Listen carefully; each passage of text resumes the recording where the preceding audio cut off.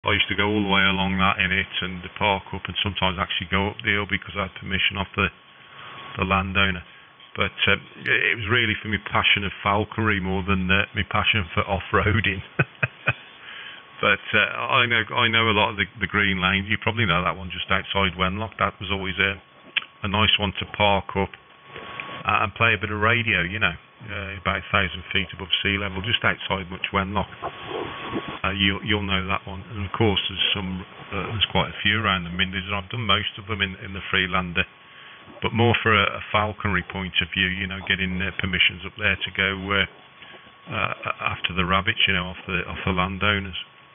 So yeah, but it's a good. I understand why people get addicted about going green lane, and you get to experience little beautiful places that the average Joe's never seen. And there's some great ones sort of on the back of the Mind. I've done most of them, like I say. So yeah, excellent. I'm sure you'll be pleased with that 101. Like I say, I've had this one. I bought it new. I don't know, 18 months, 2 years ago, something like that, and I'm pleased with it. There's a lot you can do. I definitely recommend you get it hooked up to Winfrey Yates or something like that. I rarely touch the radio. I do it all via a mouse. I like that way of operating, Steve. Anyway, back to you. It comes from G0OOQ. Yeah, QSL, all understood, Sean. And I was just scrolling through your pictures as you were talking there, and great pictures as well. Some good photography there. But the Mark 1 or Series 1 Freelander. It's funny actually, last week I was with a friend and we were out and about, and a Series 1 Freelander came towards us, and I did actually say to him, he still looked good. And I've had a couple actually. I've had a couple of the 3 doors like yours, the Sport, and I've actually had a Freelander 2 with the SD4 engine in, and it has a cracking motor. The missus has had an Evoque with the SD4 engine for probably 5 or 6 years now. Not had an ounce of trouble with it, and it's a manual as well. But anyway, green laning, yeah, all the gnarly big stuff has closed down. We used to do a hell of a lot, probably 10 plus years ago, and all the gnarly lanes closed down, and you've got the attitude from the walkers and the cyclists and the horse riders, and we only sort of cross green lanes now just for a picnic and a nice view, and that is literally it. Unfortunately, the missus has got MS, so we can't go out on bikes because she gets tired very quickly. So the Land Rover does that, but we don't do any sort of off-roading, as they say, just like yourself, just to enjoy the countryside really. And that part of the world is absolutely stunning. We very, very frequently pack a picnic and sit on top of the Mind and watch the gliders go up Sean over. Oh crikey, we share a lot in common. Can I ask what type of MS your missus has got over? Not the progressive one over. Okay, so at least she can still do a bit then. Am I right in saying that, over? Yeah, QSL. She had a groundbreaking treatment at the time. This is probably 5 years ago. She had something called M0AOV, which was all very new, and like chemotherapy, it was like a harsh course over a week, I think it was, and it worked really, but they didn't know that it actually shreds the blood, and I nearly lost her, unfortunately, and she had to go in hospital. She had a heart attack, and she ended up having a plasma exchange with the blood, and yeah, it was rough times. And it turns out this M0AOV was shredding the blood, and a few people over in the States who'd had it also, unfortunately, had passed away because of it. Over. Yeah, a friend of mine, Andy, quite local actually, lives in Purton, on the edge of Wolves. He's had the Lentrada infusions, and I know a bit about it.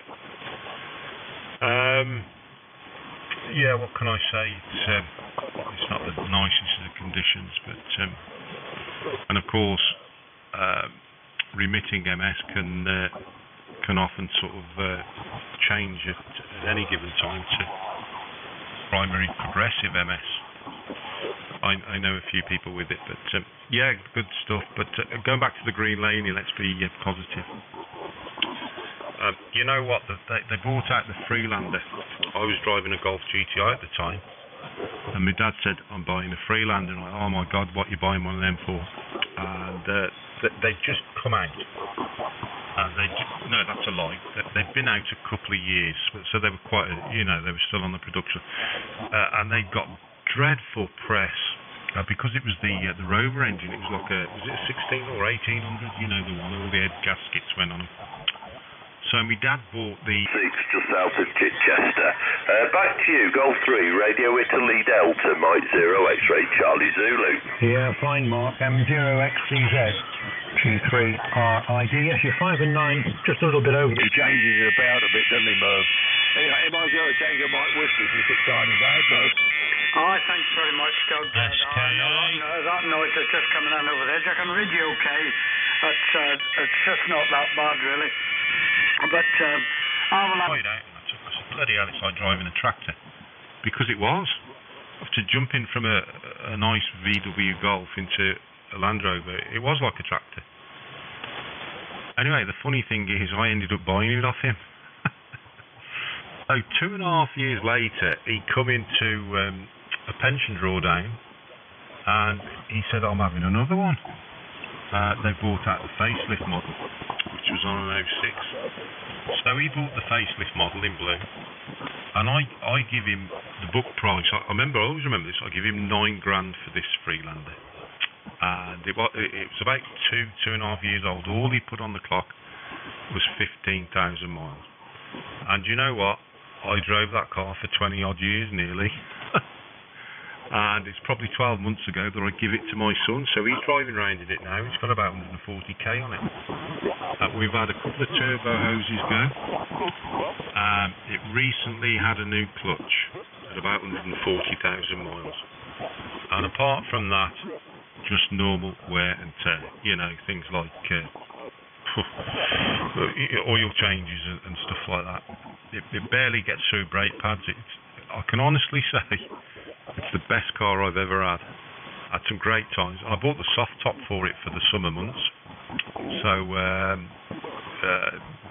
in the winter I'd take the soft top off and put the hard top back on it. I'd keep that in the garage. We've had great holidays in it. I've been up and down to Scotland in it loads of times, doing falconry holidays. And I can honestly say during the winter months, because I always work continental shifts, that Freelander, it's done loads of off-roading up and down the Shropshire Hills, on bridle paths and cross fields, and I would never wash it during the winter months because there was no point. It was always going off-road, but I always drove it really, really slowly, and because that's what I'm like. And apart from the odd bit of wear and tear, it's been as good as gold. Of course, we had to, I give it my son. I quite like to keep it in the family. I had a change in health conditions, circumstances, so I had to give it to my son. I can't drive now, and he goes up and down in Scotland with it, and he's just had it converted, by the way, to 2-wheel drive, and I was a bit annoyed about that because the donut started to wear on the back, and they said, "Well, we'll just convert it," And he's had that conversion, so now it's permanent 2-wheel drive. And I'm sure you know all about this. You're obviously a Land Rover man, but hand on heart, that's the best car. The legs, there's extra legs called in there, Brian. But nice sunny day here, and it's about round about the 10 degrees Celsius. Jeffrey. Okay, right. OCI, Dennis, do you want this one? Yeah, I'm still here, GCO. 916. It's very close to 14 millimeter, but... Yeah, okay, Doug. Yeah, well, nice to hear you on, Doug. I did hear you on this morning talking to Bob. Sur la bataille de Cambrai. C'est F4JV qui est en commande. Merci pour votre participation. Zulu 1, Sierra Alpha India. But you're absolutely right. It was Jeff, and very nice for him to open up. Yeah, your audio's fine, nice and punchy. Couldn't really say anything negative about it. I was just having a quick look at the FT7100. Looks like the sort of price and and its spec in terms of what power, what frequencies it covers. Looks like it's Yaesu's direct challenge to the ICOM 7300, which is what I'm using. Would you put it in that category, Dave? Yep, absolutely. Yes, I would. I think that's exactly right. I think the screen size and everything is exactly the same. I think it's a 4.3-inch LCD screen. I just want, if you can just bear with me, I've got the transmitted bandwidth at the moment set to 200 to 2800 hertz. So I just want to alter it. I'll just change it a minute up to 3K, and you can tell me whether you notice any difference and whether it sounds any better or worse. So just QRX 1 moment.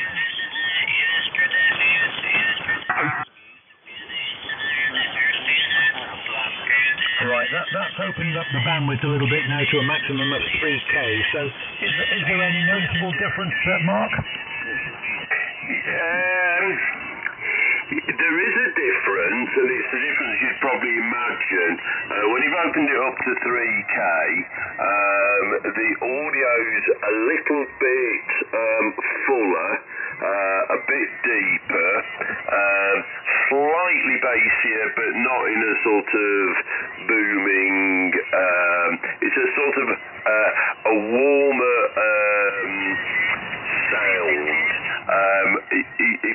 There's not a huge amount of difference, but opened up to 3K, I would say is better quality audio than what you had to set it to previously.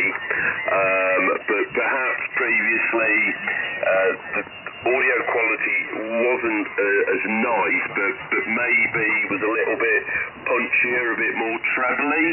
Does that make sense, Dave? Yes, it does. Yeah, that's right. Well, I've actually gone now down to even narrower bandwidth. I'm on 300 to 2700. 300 to 2700. So that's cut quite a bit of the bass out, and also quite a bit of the top. So does this sound okay?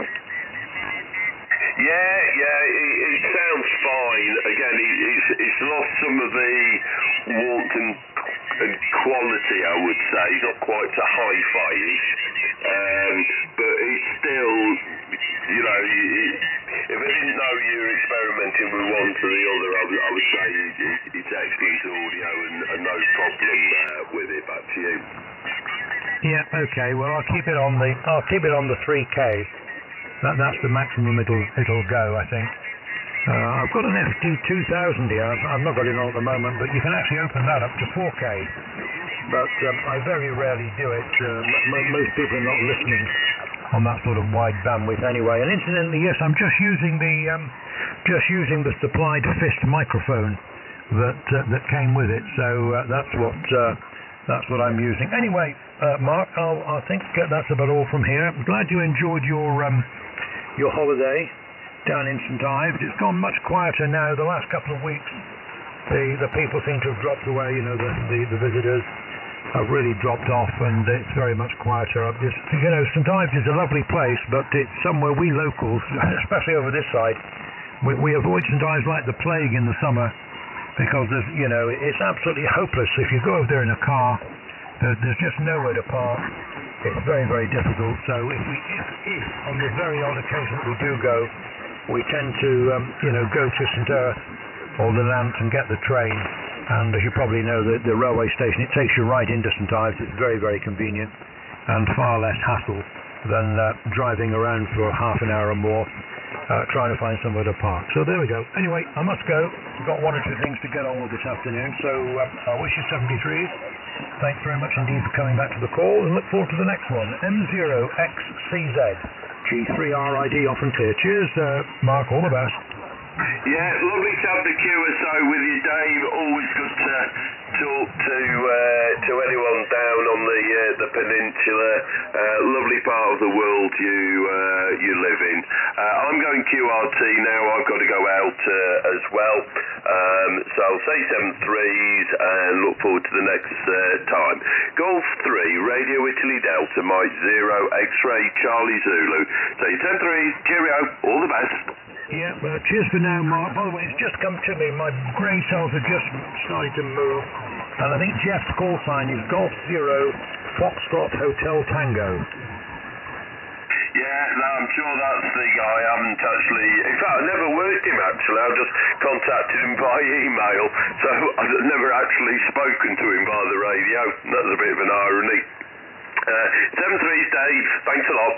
Yeah, he does a lot of activity on FT8, so all the best. Cheers for now. G3RID, off and clear, and going QRT. Yeah, Mike 0, X-Ray Charlie Zulu, also QRT if anyone would like the frequency.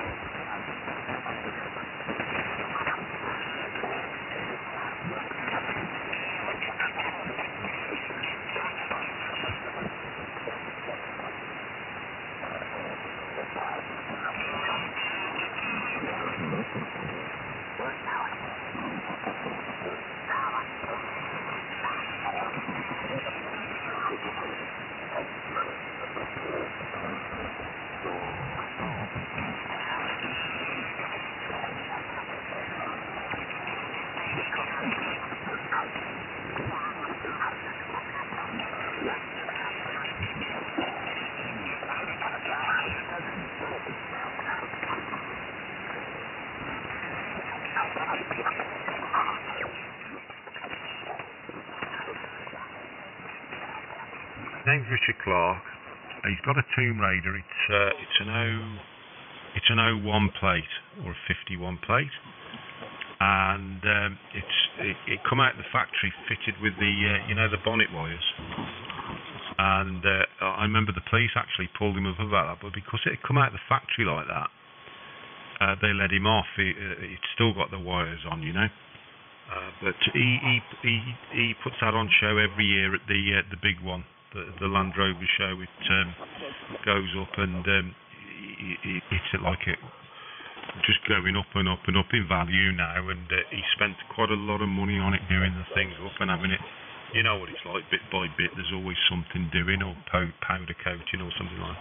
But yeah, if you look on the live stream, you'll see that photograph of him, and that's when we were camping down, went to one of the game fairs, and he's got the tent on the back and all that business, and he's now even got the canopy that sits above it, and him and his missus, they sometimes sleep in that. He even had a trailer, a matching trailer in the same colour that used to sit on the back. It might mean something to you, Steve, over.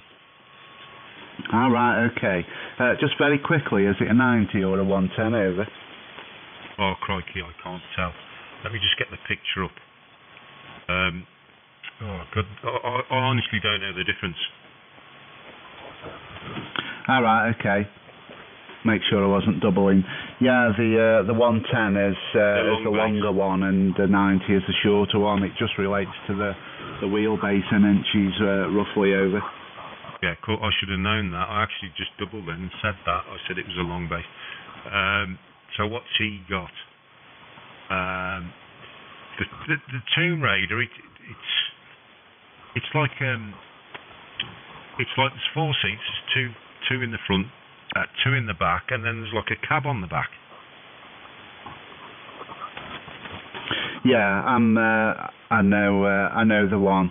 They are very sought after, actually, and they had on the front wing at the bottom they had a round like a pewter badge of the all-seeing eye from Tomb Raider, the original film. I was just on your YouTube channel and it's just popped up now. To be honest, I'll probably know of him because I dare say he's on one of the forums, the Defender forums. So great bits of kit, and it has got the badges on the lower wing. Our paths may have crossed in the past, over. Yeah, I'm looking at it now. So this is going to be the long wheelbase vehicle, surely. Yeah, it's the 110, yes. Yeah, I'm looking. It's got the badge you mentioned, and that guy there with the green top, that's Richard. He's an ex-bouncer. He's got his mass. He's about 6'7". He's had a couple of heart attacks recently, but yeah, he's a good bloke. And he used to work the doors in Swindon. But that car, it's actually, I mean, it was in good condition then, but he's had more work done on it since then. And it's a Boster, it is. Trigger's broom comes to mind. That's normally the case, but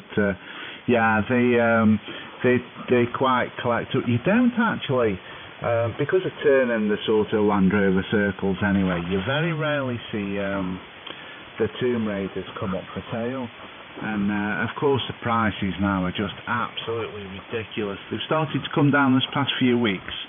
I think people have been panicking of late with fuel bills.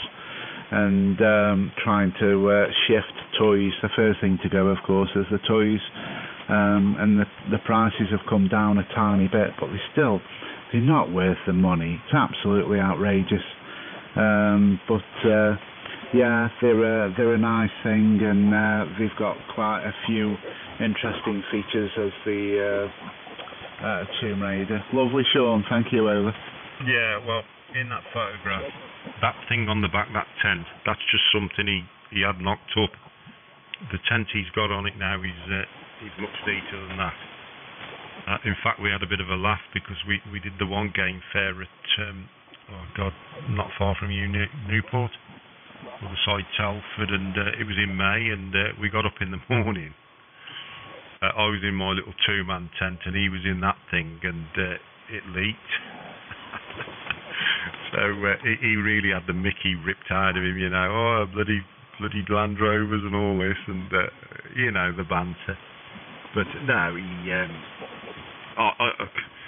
he'd always rip me about the Freelander, and I'd say, bloody hell, it's twice as reliable as that rust bucket you've got. But of course, the Defender is the one everyone wants, isn't it? Rust or no rust, they still fetch good money. I could never understand why, to be honest, but anyway. I was always a bit envious that he'd got one, but I think he was probably more envious of the reliability that I got with the BMW lump. Anyway, Steve, I'll let you go. Best regards to your missus. And, by the way, I didn't realise that. I was told from a friend MS was life-changing illness and not life-threatening. And they wouldn't pay off his mortgage, but I suppose it depends on your level of insurance and all that. Steve, good to talk anyway, and once again, I'll wish you a good weekend. 7-3, been lovely chatting with you. And I'm just trying to pull your blooming call sign up, but it's disappeared. I've got that much running in the background here.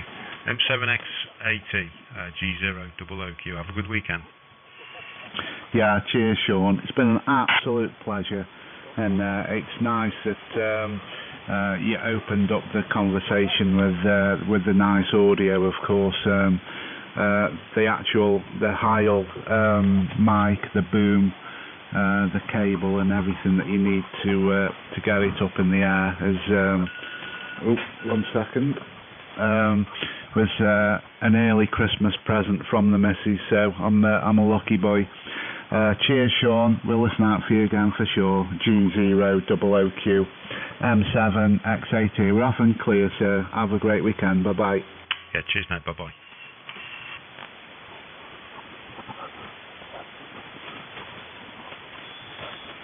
Any other calls? G0OOQ.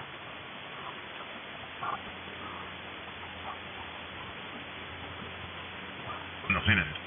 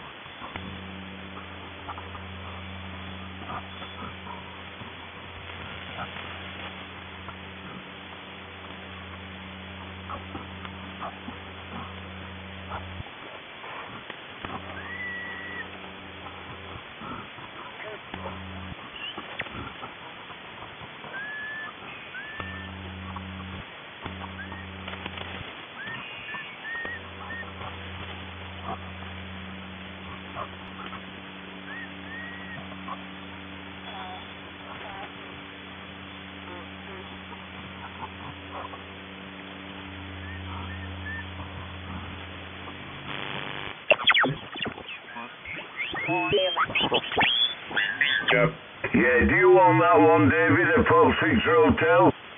That already worked him earlier on, thank you, Jeff. I often fancy going, if you've got a hot summer's day, I often fancy going for a ride, but it probably won't be a good idea then. And while you were talking to me... Yeah. And he was quite interested when Annie said she was Malaysian, so they were...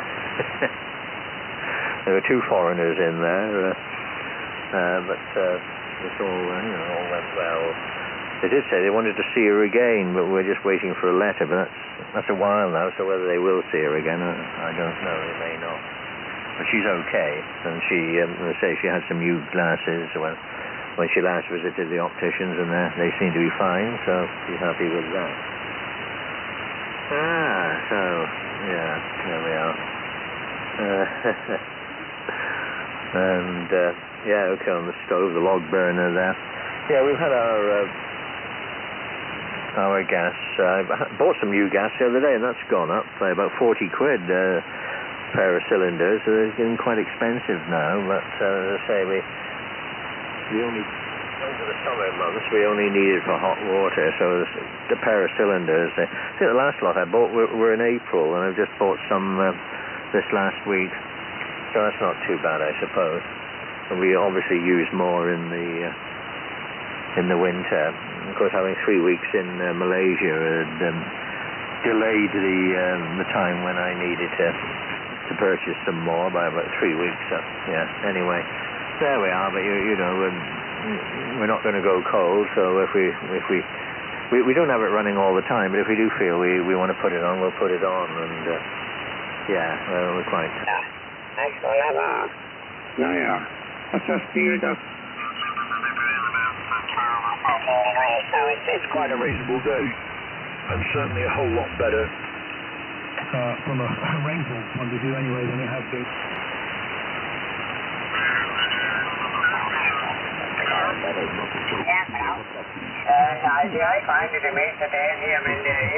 Stuff in their baby powder.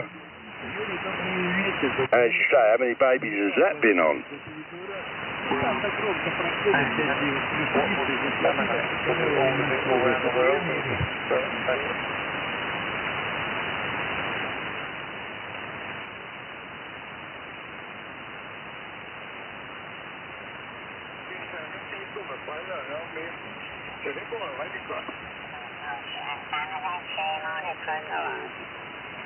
Negativ. Der Apfelbaum ist gemacht worden von einer guten. 1, 2, 3, 4, 5. 1, 2, 3, 4, 5. 1, 2.